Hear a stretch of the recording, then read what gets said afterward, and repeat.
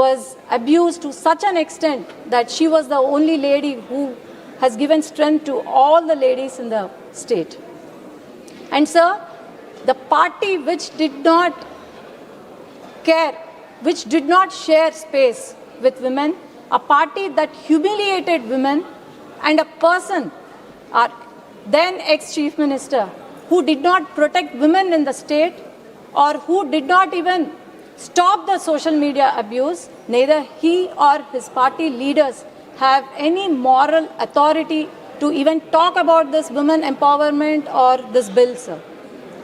And the story of women empowerment, it is not a story because of the lack of intent, but it is because of delay, which was introduced in 1996, which was discussed, debated, and then again referred to the committees, reintroduced, and again lapsed. It was only in 2023 when the nation witnessed not just the passage of bill, but it was the decisive correction. It was the women empowerment was delivered, just not debated.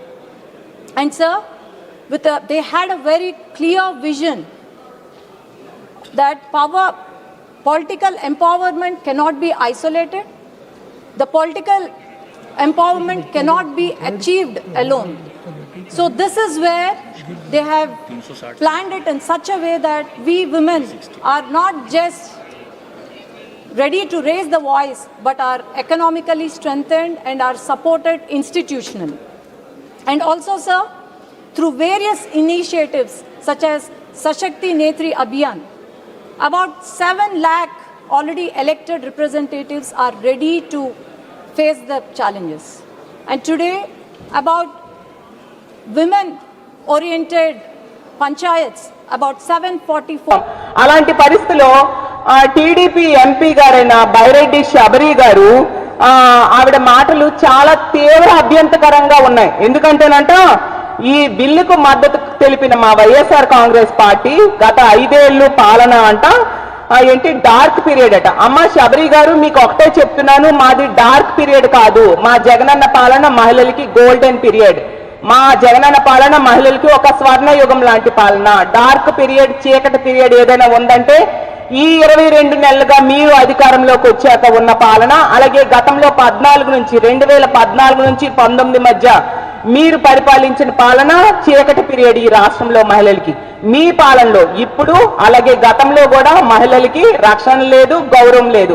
అందరు మహిళల వరకు ఎందుకమ్మా? మీకు అసలు మీ పార్టీలో కానీ మీ ప్రభుత్వంలో కానీ మీకు గౌరవం ఉందా అని నేను అడుగుతూ ఉన్నాను.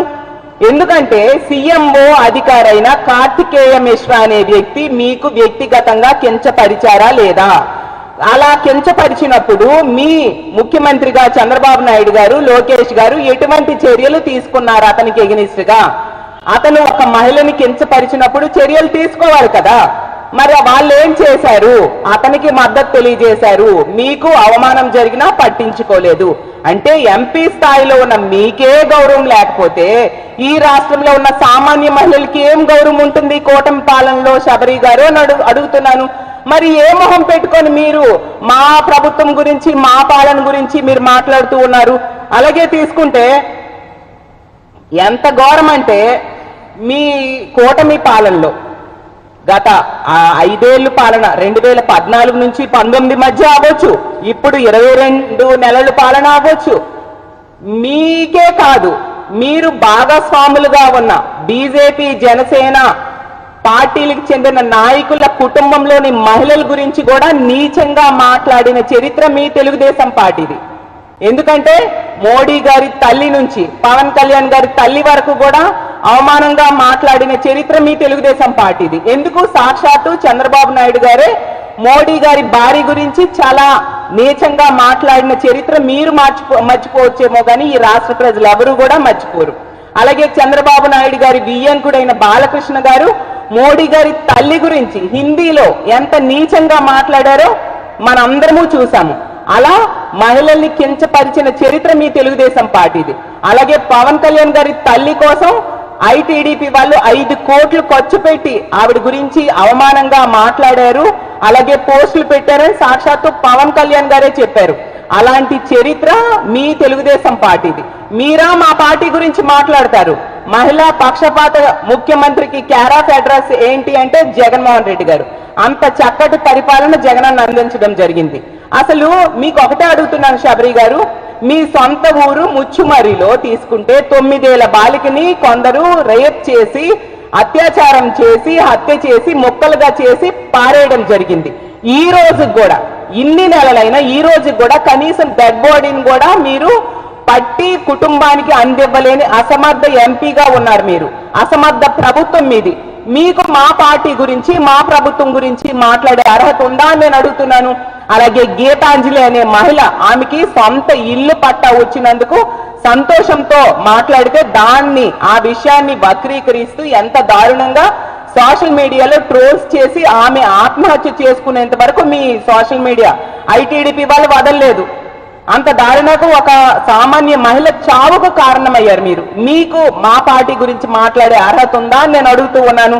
అలాగే హోంమంత్రి గురించి చెప్పాలంటే జగన్మోహన్ రెడ్డి గారి తల్లి గురించి, అలాగే తల్లి కొడుకుల బంధాన్ని, తల్లి బిడ్డల బంధాన్ని గురించి కూడా నీచంగా మాట్లాడిన చరిత్ర ఆవిది. అలాంటి హోంమంత్రి గారు, ఒక మహిళా హోంమంత్రి అయ్యుండి కూడా అలాంటి నీచంగా మాట్లాడే చరిత్ర ఉన్న అనిత గారు ఉన్న పార్టీ మీది. మీకు మా పార్టీ గురించి మాట్లాడే అర్హత ఉందా అని నేను అడుగుతున్నాను. అలాగే సాక్షాత్తు ముఖ్యమంత్రిగా ఉన్న చంద్రబాబు నాయుడు గారు గతంలో ఏమన్నారు? కోడలు మగబిడ్డను కంటానంటే అత్త వద్దంటుందా అంటూ ఆడబిడ్డల పుట్టుకునే చులకం చేసి మాట్లాడిన చరిత్ర ఉన్న పార్టీ మీది.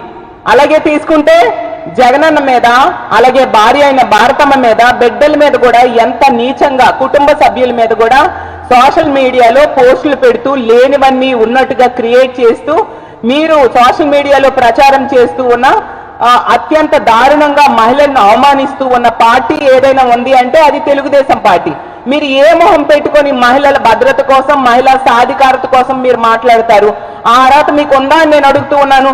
అలాగే తీసుకుంటే మీ పార్టీ కోసం ప్రాణం పెట్టి కష్టపడి పనిచేసిన జూనియర్ ఎన్టీఆర్ గారి తల్లి గురించి నీచంగా ఒక మీ పార్టీకి చెందిన ఎమ్మెల్యే మాట్లాడితే అతన్ని శిక్షించాల్సింది, దండించాల్సింది పోయి అతనికి అండగా నిలిచారు మీ చంద్రబాబు నాయుడు గారు, లోకేష్ గారు.